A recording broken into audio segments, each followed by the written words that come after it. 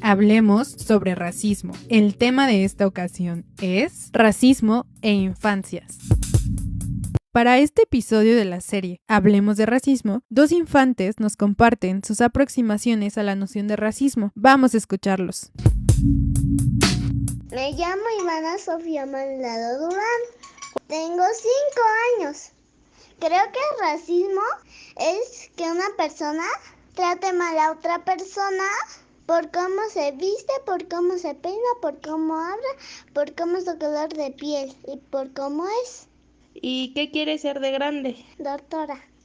Me llamo Marco Jesús Martínez Maldonado. Yo tengo 8 años. Creo que el racismo es juzgar a una persona por su color de piel, por cómo habla y por dónde vive. De grande yo quiero ser veterinario para salvar a los animalitos que están en la calle.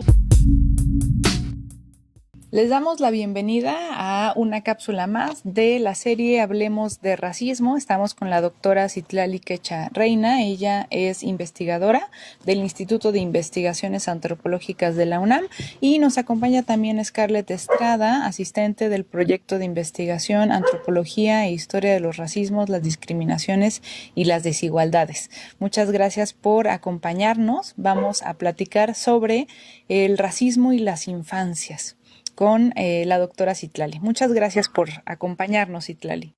Gracias, Cristina. Gracias, Scarlett, por la invitación. Vamos a preguntarte primero, pues, ¿cómo te acercaste al estudio del racismo? En primera instancia, fueron presentándose diversos momentos para esta aproximación analítica en mi trabajo de campo.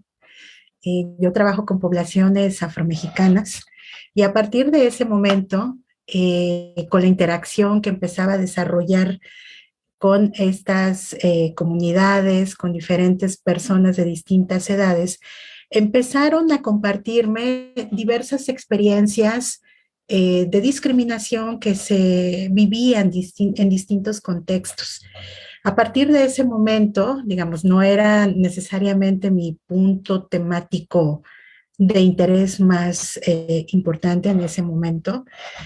Sin embargo, me pareció necesario comprender a qué se debían estas experiencias, cuáles eran las casuísticas que las motivaban, pero sobre todo también una de las cosas que me interesaba saber era que a pesar de estas vivencias, ¿no?, de prácticas de discriminación que las personas afromexicanas me compartían, existían también procesos de resiliencia y de resignificación interesantes.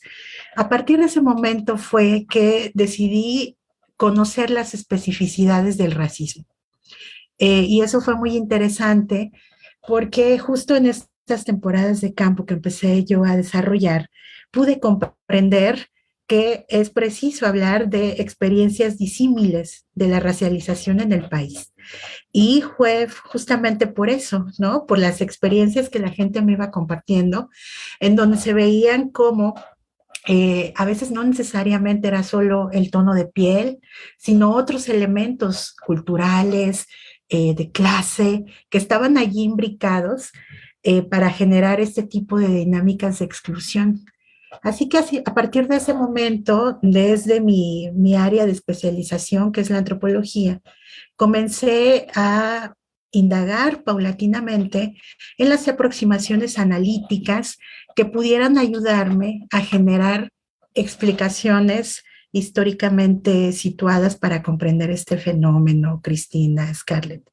Fue así.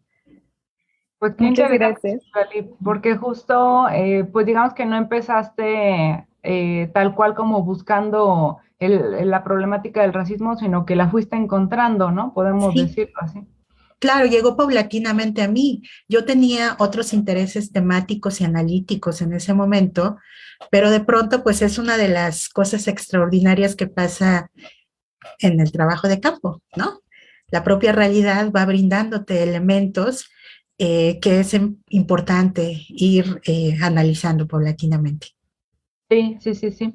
Y digamos, a partir de estas investigaciones y estas aproximaciones que has tenido, para ti, ¿cómo nos explicarías qué es el racismo y cuál es el impacto en particular en las infancias? Bueno, como sabemos, el racismo se basa en la falsa idea de la existencia de que los seres humanos estamos divididos en raza. Es esta ideología que supone que hay seres humanos superiores e inferiores y esto genera dinámicas de poder que dinamizan procesos de subalternización, de colonización, de maltrato y finalmente incluso hasta de exterminio, ¿no? Entonces el racismo es este sistema caracterizado, esta ideología caracterizada por esta noción de superioridad, inferioridad, insisto, bajo la falsa idea de la existencia de las razas, y donde también se naturalizan características de las personas que son a veces culturales, ¿no? Y entonces se generan también estereotipos derivados del racismo. Y entonces todas estas ideologías son las que generan, por un lado, un sentido de pertenencia y diferencia. Estos marcadores son importantes para algunos sectores de la población porque justamente desarrollan procesos de exclusión.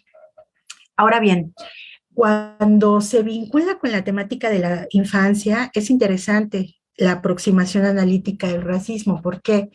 Porque justamente cuando somos niñas, niños, los seres humanos, estamos insertos en dinámicas de socialización particulares. Introyectamos nuestra organización social, comunitaria, pero sobre todo las enunciaciones de la pertenencia, ¿no? Y forjamos identidades, pertenencias familiares, forjamos redes de amistad, etcétera. Pero también a partir de ese momento empieza a incorporarse en las niñas y los niños procesos a veces de estereotipia y a veces de estigmatización hacia diversos sectores, ¿no? Entonces, por eso es tan importante desarrollar una agenda antirracista en donde las niñas y los niños sean socializados bajo la lógica, en primera instancia, de que somos una sola especie la que habita el planeta y que nuestras diferencias son principalmente culturales e históricas. Eso me parece fundamental, pero lo que hemos encontrado en las distintas realidades en donde pues, trabajamos las y los antropólogos es que justamente por esas dinámicas de socialización y de internalización de los estigmas y de los estereotipos, hay niñas y niños que siguen reproduciendo las lógicas de la inferiorización de algunos sectores, ¿no? Entonces, eso es un reto mayúsculo. Y esto se compagina también entonces con esta necesidad, insisto, de una adecuada socialización de información y del conocimiento científico hasta ahora conocido entre los diversos sectores de la sociedad, justamente para romper en el corto y mediano plazo esta noción de la existencia de las razas entre las niñas y los niños, ¿no? Me encanta mucho lo que dices porque también justo creo que eso es muy importante, ¿no? Y también partiendo un poco como de la experiencia propia y de la experiencia personal, ¿no? A mí me hubiera gustado justo tener una educación que me enseñara sobre estas problemáticas que estaban presentes en mi vida en ese momento y que quizá de pronto cuando eres niña pues la pasas como algo, o sea, lo vives, ¿no? De manera muy violenta y lo normalizas de pronto, ¿no? Entonces, crees que tu alrededor así es y no va a cambiar de pronto, pero pues crees y te das cuenta que no es así, que existen otras formas y aprendes lo que significa, ¿no? Entonces justo Claro. me hace muy importante como hablar de esos temas en esta etapa, ¿no? De que eres pequeña. Y en este sentido, pues quiero preguntarte si de alguna manera hablar de estas problemáticas te interpelan personalmente o te han llevado a pensar en tu propia infancia. Sí, definitivamente. Una de las experiencias que yo desde muy pequeña tuve, pues fueron justamente estas dinámicas de discriminación y racismo por mi pertenencia étnica, ¿no? Recuerdo perfectamente, ¿no? Cuando mi mamá me acompañaba a la escuela primaria y ella pues toda la vida ha usado su atuendo tradicional de mujer zapoteca y ha usado desde siempre el idioma, ¿no? Yo misma lo hablo, lo entiendo. Y entonces recuerdo que cuando llegábamos a la escuela, pues siempre eran las burlas recurrentes, ¿no? En particular por la presencia física de mi madre y en particular a mí, por ejemplo, por el peinado, por mi tono de piel, por mi estatura, ¿no? Toda una serie de estigmatizaciones por ser representada y entendida, leída como una niña indígena, ¿no? En ese momento. Aquí lo interesante es que si bien yo viví de manera muy reiterada esas experiencias, fue bien interesante, por eso me parece tan importante destacar el proceso de socialización inmediato familiar, porque justamente mis padres me ayudaban a construir argumentos, no para responder violentamente ante esas señalizaciones, estigmatizaciones, maltratos de los que pude haber sido sujeta en algún momento de mi vida, sino más bien para entender cómo nuestra pertenencia cultural era digna de ser considerada también y entender, me decían mis papás, eh, que por el desconocimiento que tienen de nosotros, recuerdo perfectamente eso, decía, por eso a veces se burlan, pero porque no saben. Entonces lo mejor es que nos conozcan, pero me decían, eso no quiere decir que tú seas una niña peor o mejor. Tú tienes tus cualidades, tienes tus habilidades y lo mejor es que no respondas, ¿no? Pero que no creas, me decían mis padres muy recurrentemente, que por hablar otro idioma, por usar trenzas, porque en ese entonces yo tenía el cabello largo y me lo trenzaba mi mamá, o me hacía así unas coletas, ¿no? Eh, Me decía, por la manera en la cual te peinas, no define nada. Me dice, tú estás aprendiendo, al igual que tus compañeros, tú no debes burlarte de nadie, aprender a ser respetuosa y seguir, ¿no? Entonces yo recuerdo mucho eso porque además tenía que ver directamente con el bagaje organizativo, político de mis padres, ¿no? Que a pesar de ya haber residido fuera de la comunidad de origen, de haber pasado por procesos de alfabetización y de vivir en la ciudad desde hacía ya algunos años, pues siempre tenían esta necesidad de organizarse colectivamente con otros integrantes de la comunidad de origen y a partir de ahí compartir experiencias de reivindicación identitaria. Los primos, niños que fuimos socializados en esa época, tenemos esta característica, ¿no? Que somos hijos, hijas de esto que se denominan también intelectuales orgánicos, ¿no? En donde empezamos también a generar una reivindicación particular de la experiencia de vida de las y los indígenas en las ciudades. Entonces, por supuesto, ¿no? Que cuando me enfrento ya en mi etapa adulta como profesional de la antropología, como estudiosa de la alteridad, sobre el fenómeno de la discriminación, no puedo evitar hacer esos punteos, ¿no? Recordar algunas experiencias y entender la diferencia.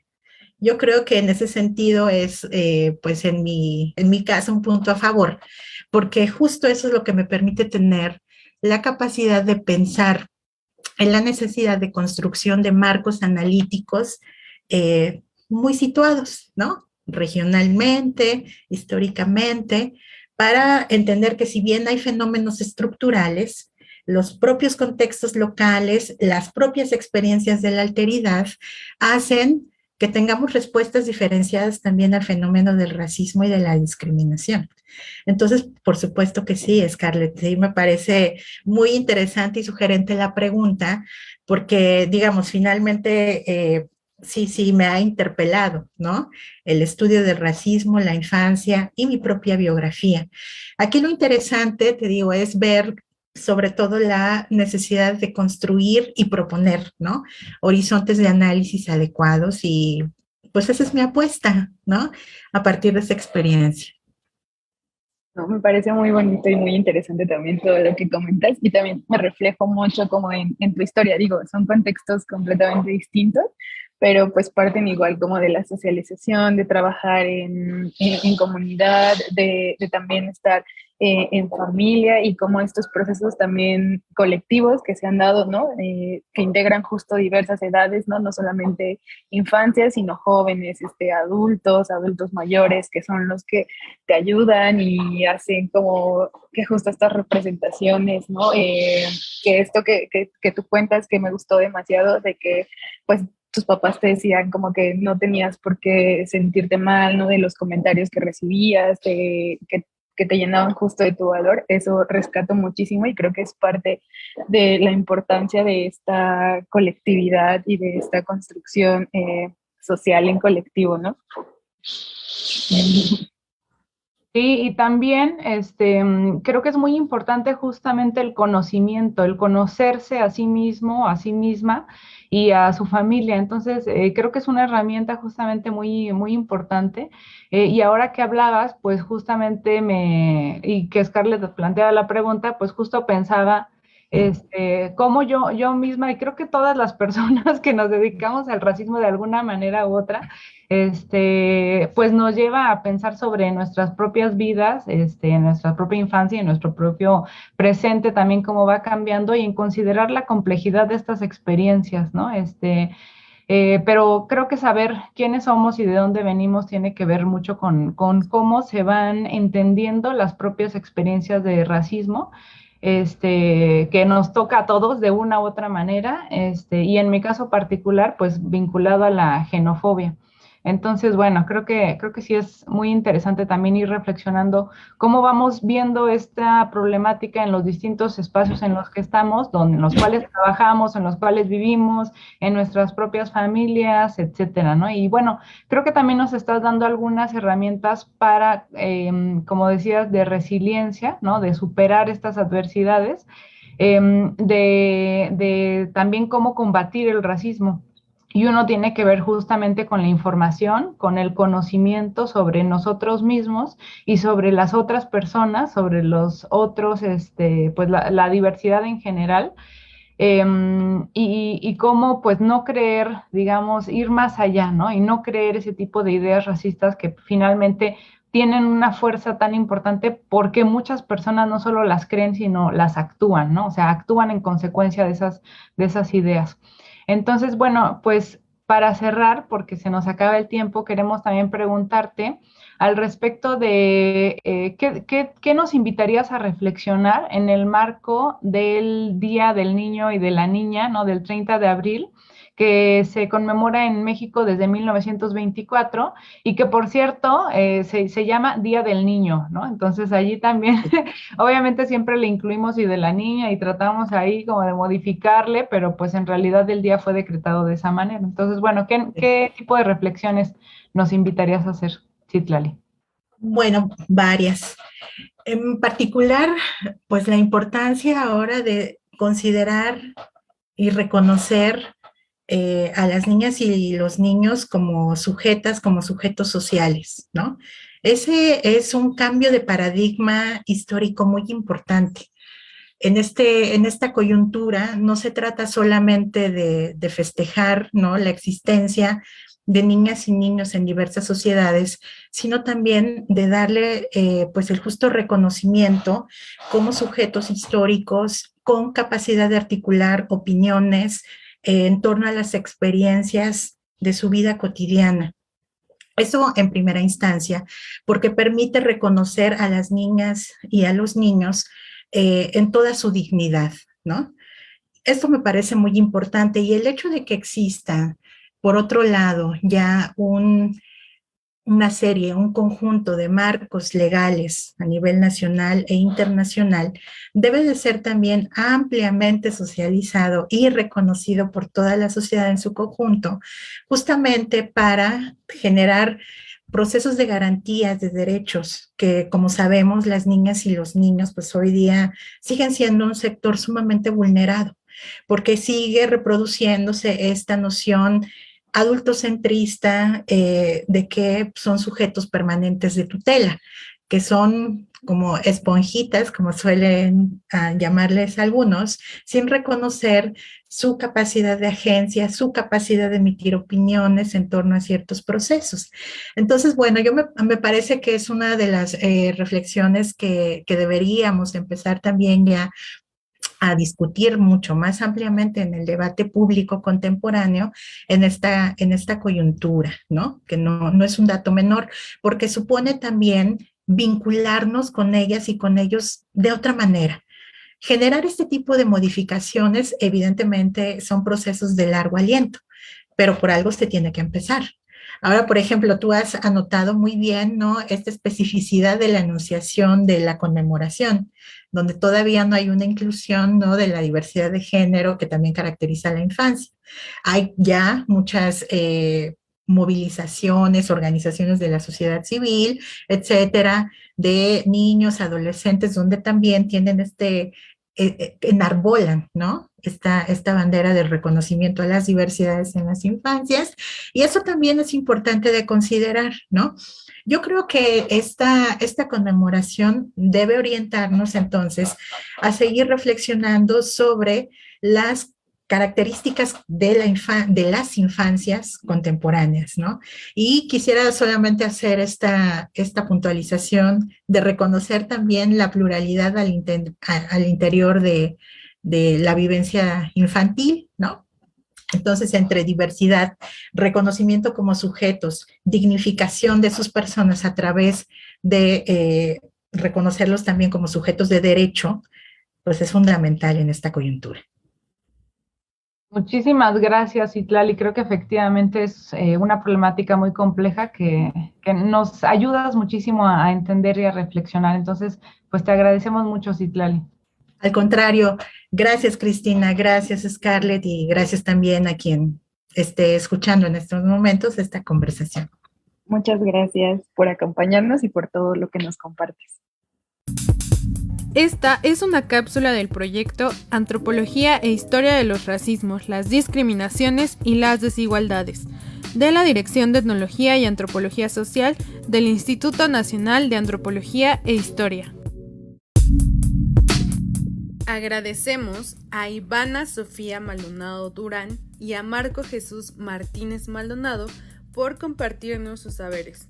Extendemos este agradecimiento a sus mamás Mariana Maldonado Durán y Laura Teresa Maldonado Durán, quienes hicieron posible nuestro encuentro.